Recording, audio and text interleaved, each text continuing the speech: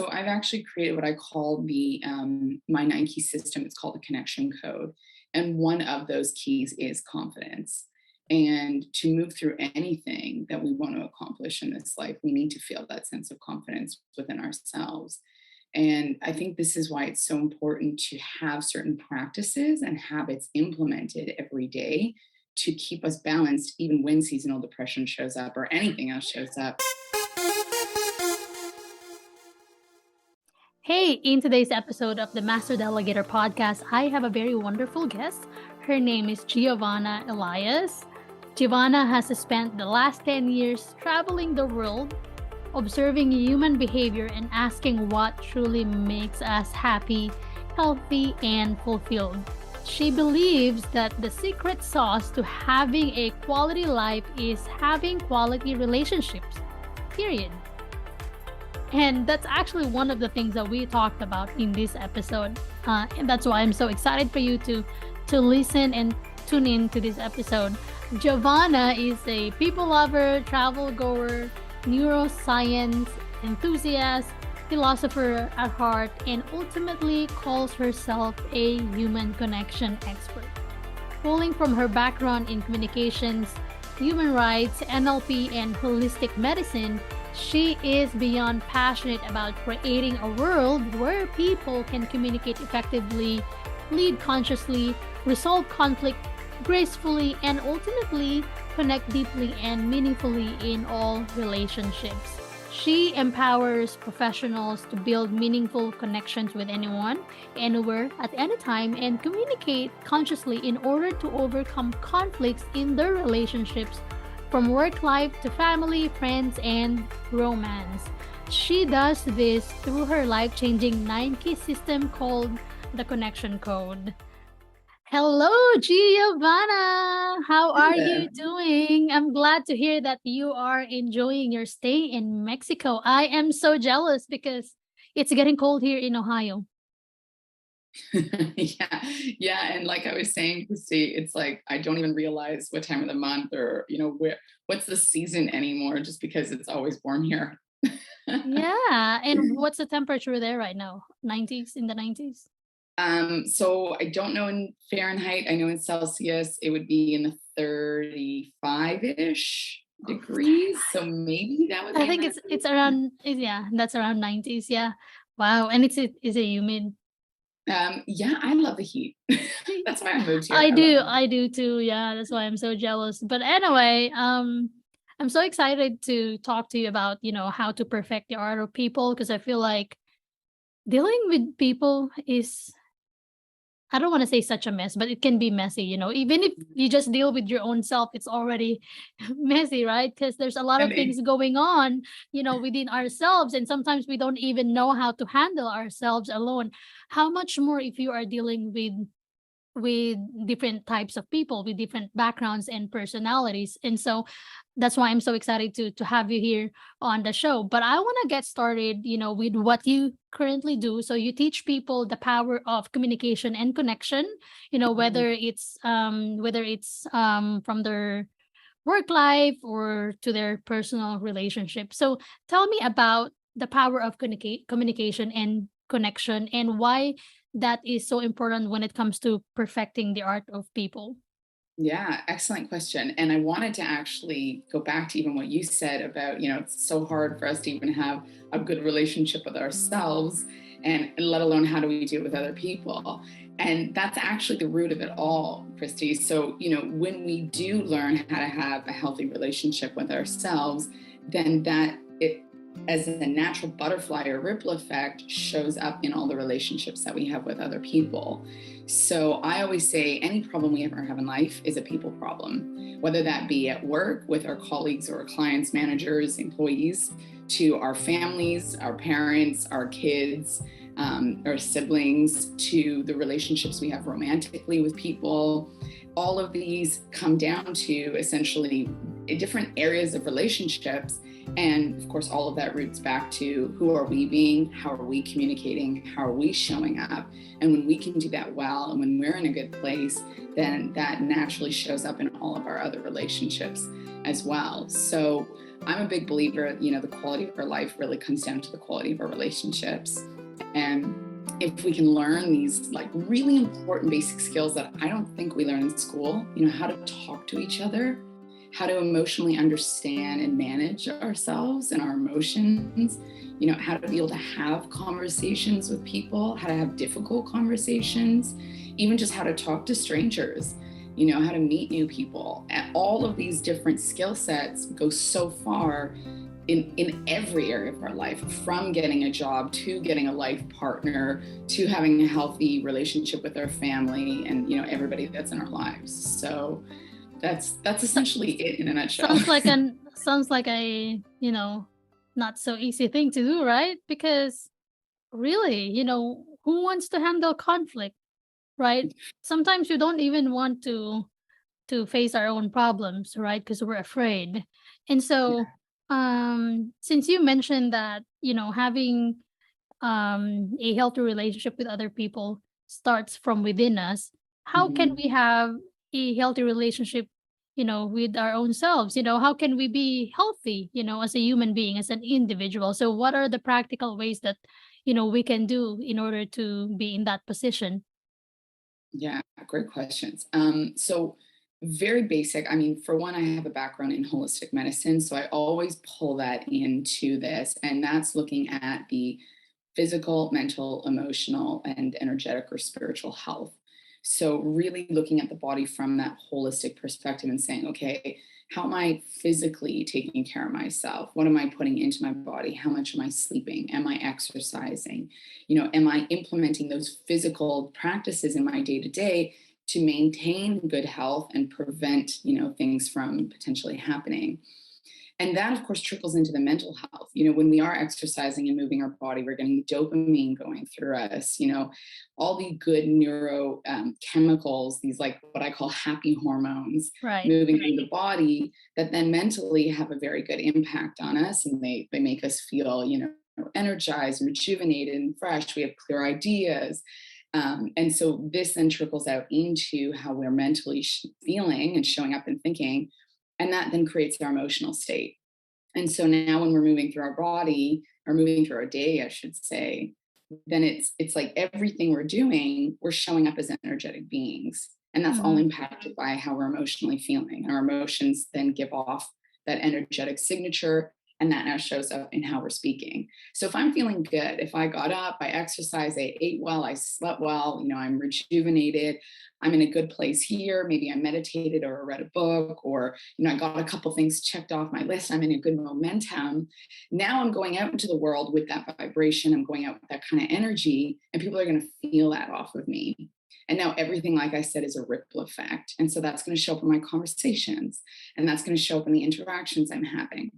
Whereas the opposite could be said too.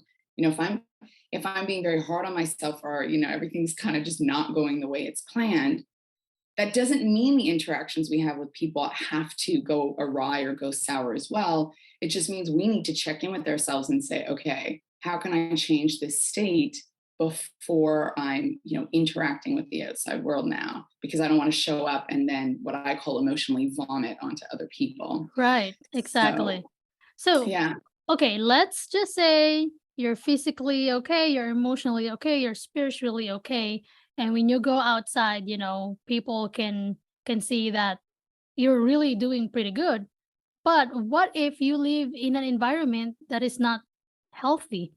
What if no matter what you do, no matter how you meditate, you meditate, no matter how much you do exercise or whatever, but what if the people around you inside your house is toxic? Yeah. It's an excellent question. I would say there's two pieces to this because of course, it's more broad and every situation Yeah, right. changes. I would say one is, of course, analyzing the environment. So is this environment permanent? I don't believe any environment is ever necessarily permanent. So can something be changed regarding the environment? Are you choosing the environment or are you stuck in it? So, for example, in the case of like kids and teenagers, I do feel really bad for them because they're they're stuck often in their environment with their, their parents, assuming they're not coming from a healthy household. Um, and so they would have to adapt a bit differently, and so they're more restricted. In which case, I would then, suggest to them what are the things that can get them into what I call flow states. So, what are the things that make their spirit come to life? What makes them feel like they're in flow? What makes them feel fulfilled? Because the more that they can engage in those flow states, those kind of emotionally higher vibrational spaces, we know when we do something we love, we lose track of time, of space, of our identity. We're just so in it. And so the more you can have someone, live in that space, the more the environment doesn't impact them. And even when they come into the environment, they're still coming in with that kind of energy. So it doesn't necessarily trickle in so much. As adults, of course, when we have more of like autonomy to choose, then I would say, what's leading you to choose that environment? Are you staying in the toxic environment because you're consciously or unconsciously choosing it? In which case, I would say there's maybe something deeper there that needs to be worked through. Like, why stay in a toxic relationship? There obviously must be something on some level that you're benefiting from. So Yeah. it's really understanding what's going on there and keeping them there, or what can be changed, or how they can communicate differently so that that toxic environment can then change, assuming it can. Otherwise, they would need to leave it. So Yeah. first and foremost, it's always about us needing to put ourselves into a position where, we're feeling more energized. And I always say, we either, every environment we go into, we want to observe, does our cup feel full when we walk out of the environment, or do we feel drained? Because if we're coming out of any sort of social environment feeling drained, we should probably observe what's going on in that interaction. Whereas if we're feeling full and energized, we want to be doing more of that or being around more people like that. Yeah, that's true. Because who wants to do something that they don't like doing, right? So we only just want to do the things that makes us happy, makes us feel fulfilled. And so, as business owners, as entrepreneurs, why do you think it's important to have great communication and connection with other people? Oh, yeah. I mean, this is huge. One, everything, once again, like we said, everything starts with ourselves. It's funny, Kristy, because I was talking about this with another entrepreneurial friend of mine yesterday. One, communication starts with self. As business owners, I mean, we have to run our business, which means we have to have like our head on straight and our emotional management, like, Right. you know, fairly stable for the most part, because always there's new things being thrown at us all the time. We're wearing different hats. We could be managing different people. So, first and foremost, it's like, what's the communication going on internally when you start your day all the way to the point that you end your day? Because if there's self-sabotage and shame and or just like intensity or pressure going on internally, that's definitely going to show up externally. But then beyond that, if you're running a team or you're working with people, that communication, the way in which we talk to people, is going to change the whole dynamic of that team and of the company overall. And so if people feel that, there's fluidity in the conversation, that they're being heard, that they're being listened to, that they're being understood, that there's compassion. These are all different types of leadership skills, but if we can implement those types of leadership skills into a workforce, you're going to have a very strong team that's fluidly moving together in cohesion rather than sort of, fighting each other along the way, or even maybe worse, potentially avoiding each other, because Right. then, things don't get done smoothly. Yeah. Yeah. Like when you're a leader, you just have a lot of responsibility. And the first responsibility that you have is lead yourself so that you can lead other people as well. You know what? Recently, um, I'm sure you've heard about the term seasonal depression. Yeah. Although I don't really deal with, depression, like clinical depression, but I notice that every time we transition from summer to fall, I get that a week long of seasonal depression where I feel so down, depressed. without any valid reasons. It's just because it's gloomy outside. So it's like my mental health is affected. And so if my mental health as a business owner is not where it should be, it's Mhm. going to affect how I deal with my team members, with my clients, or with my husband, or maybe even with my dog, because Yeah, yeah, everything around me, they're going to be affected by how mentally, quote unquote, stable I am, or healthy yeah. I am.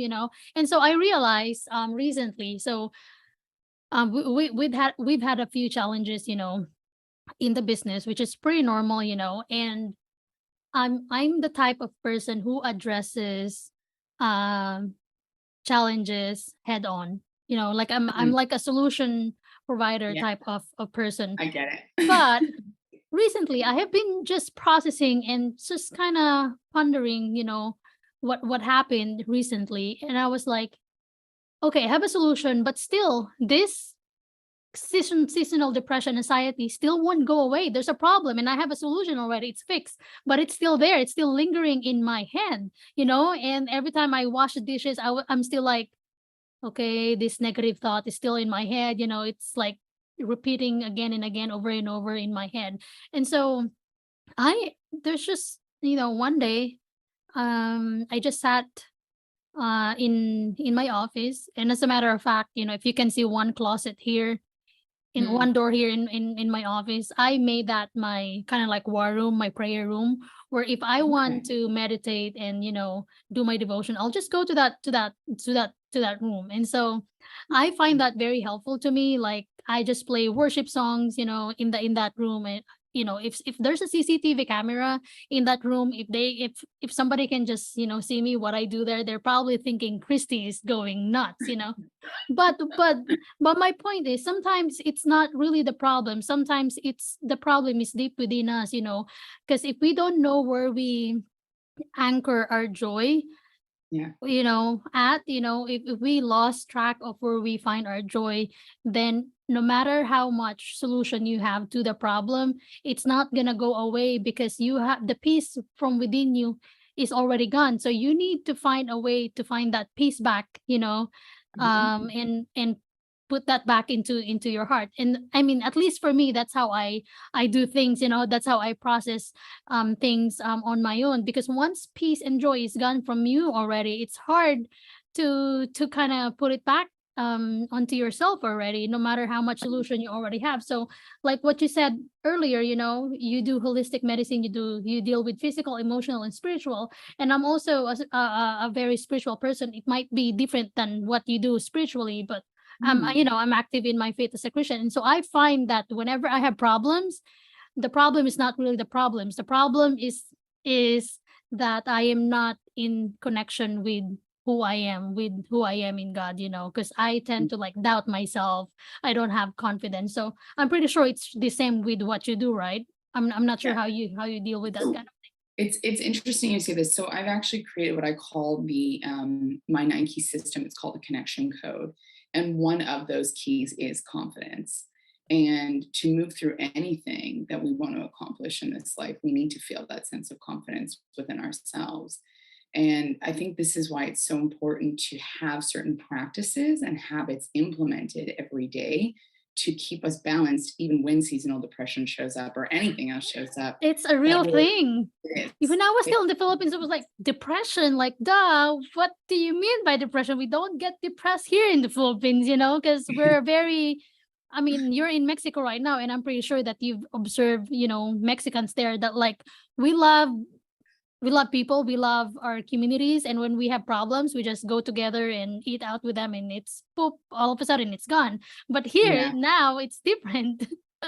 I actually love that you say that too, Kristy, because that is the power of connection. And I think this is why I'm so passionate about teaching people how to really build these healthy relationships with people and these deep, meaningful connections, because that is the very thing that, not only keeps humans surviving, but I think we thrive in communities. And when we are deeply connecting, we do feel good. And so I think if we can have those, it doesn't mean we have to have a lot of relationships, but the relationships we have need to be that of quality. That way, when we do go out and we are in these circles with our friends or with family or our partners, we feel like it's something that rejuvenates us, that brings our spirit to life, rather than something that, like I said, that drains us. So I think when we do have that space and we do feel good because we're in a space where we are deeply connected, then everything else sort of just washes away. Yeah, exactly. Are you sick and tired of being overwhelmed and afraid you'll never scale your business? Meet Smart VAs. Unlike many virtual assistant agencies that only assign one dedicated virtual assistant, we provide flexibility for growing businesses by assigning a team of experienced virtual assistants that can do different tasks to support your continuous growth. Visit smartvas.online to book a free discovery call and start growing your business.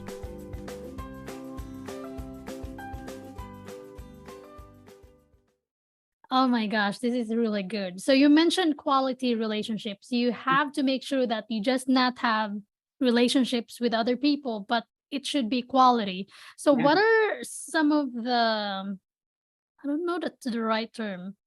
What are the characteristics Yeah. of a quality relationship? Yeah. So this would, once again, this would go into my 9 key system, and for me to go into all my Is that is deeper that for days. is that a paid course? Is that a paid program? Are we taking away your Well, it is. So it is a 90-day program that'll be starting in January of 2023, because we're already in 2022. So yes, and as well, it is a retreat. It's a 5-day retreat event Oh, that I'm awesome. running as well. So people can reach out to me if they want to know more about this. But I can share a few Yes, pieces. yes, please.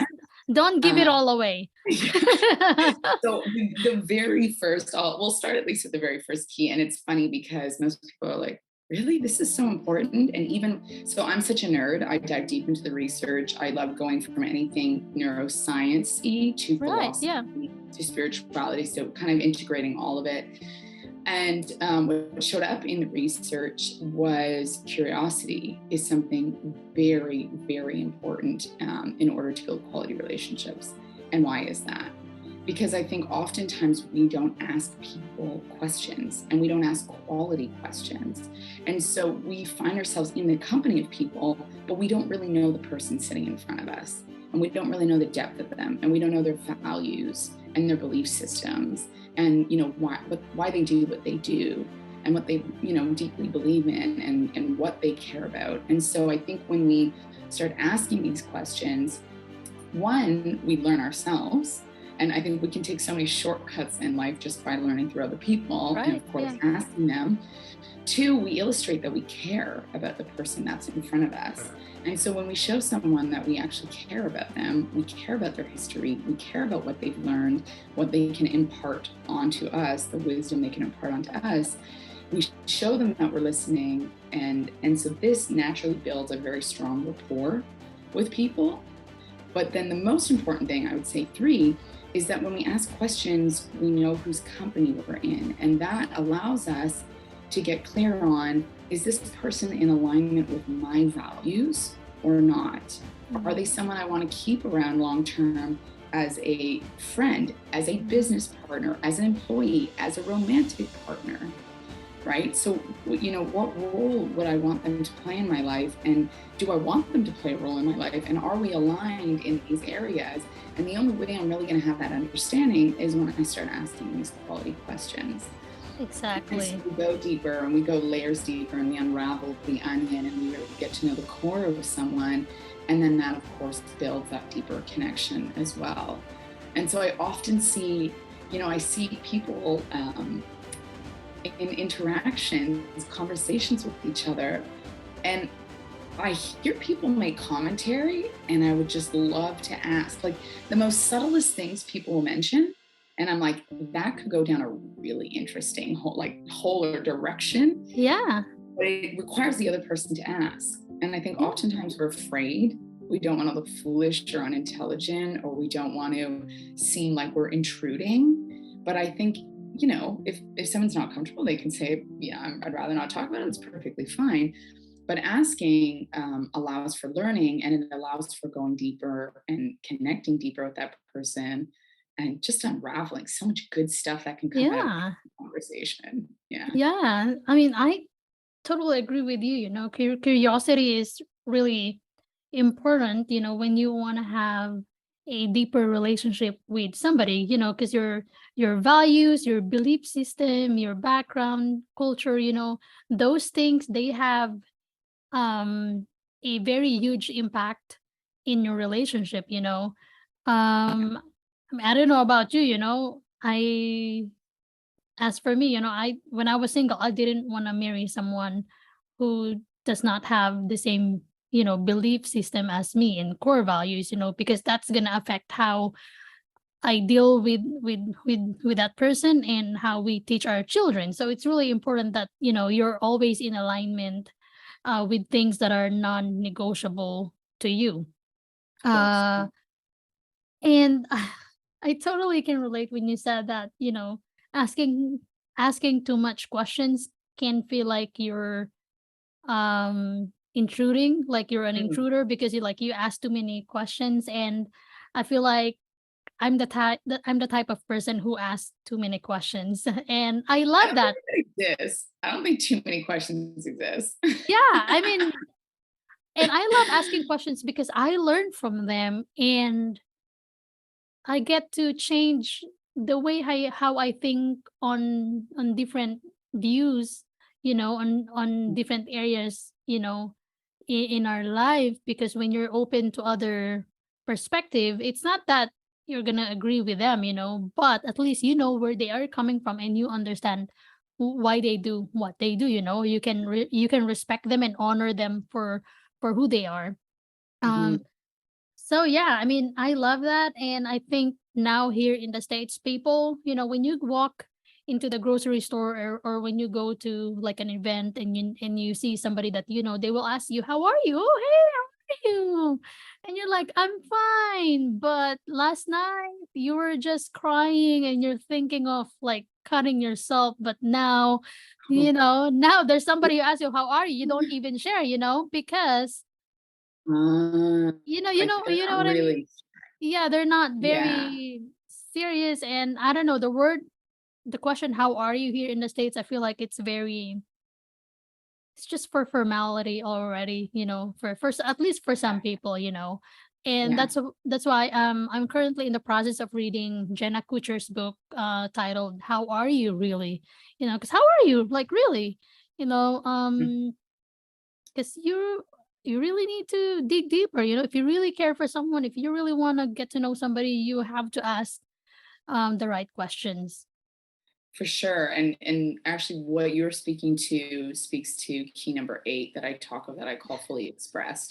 And being fully expressed also means that, on the other hand, we need to create a safe space for someone to feel that they can be fully expressed. So, if somebody asked me at a general event, social event, how am I doing? And I didn't maybe particularly know them well, or I hadn't had that warm up time to get into a deeper conversation, or I felt like we were going to be interrupted at any given moment by anyone, I probably would just say I'm fine as well, Yeah, because that's I true. wouldn't feel like the space to be able to open up. But I think if we can create a safe space, and that is physical, but that's also energetic, and that's also in our presence. Like, am I showing you that I'm really present and listening and I actually care to know? Because if my body language is telling you that, then you are going to feel comfortable to tell me how you really are. It should be genuine. Yeah. Yeah. Yeah. Certainly. Wow. Always. Yeah. I love that. Now let's talk about how communication and connection will help delegation. Yeah. Yeah. In terms of delegation, like, how can a business owner delegate? Ah, let me scrap that. Let me take that back. Let me step back. Yeah. I feel like it's important that a business owner can communicate and has a strong connection with their team members if they want to delegate, because I feel like if you don't communicate well, if you don't have a connection with your people, it's hard to delegate. Can you explain to us why it is hard to delegate when you don't have, proper communication and, connection with your team members. 110%. This all comes down to clarity. So are Mm. you communicating clearly with clarity? Because if you're going to delegate something to somebody else, you need to be very clear on what it is that you need and what the expectation is, the criteria, the task at hand. I'm very detail oriented. So I think that the more detail and the more clarity you can offer someone, the better. Of course, you don't want to bog someone down with too much detail, but you need to be clear enough that they understand what the task is at hand. And so if you're going to delegate, you need to show up with very clear communication. And I think that needs to be both in the written sense and also verbal.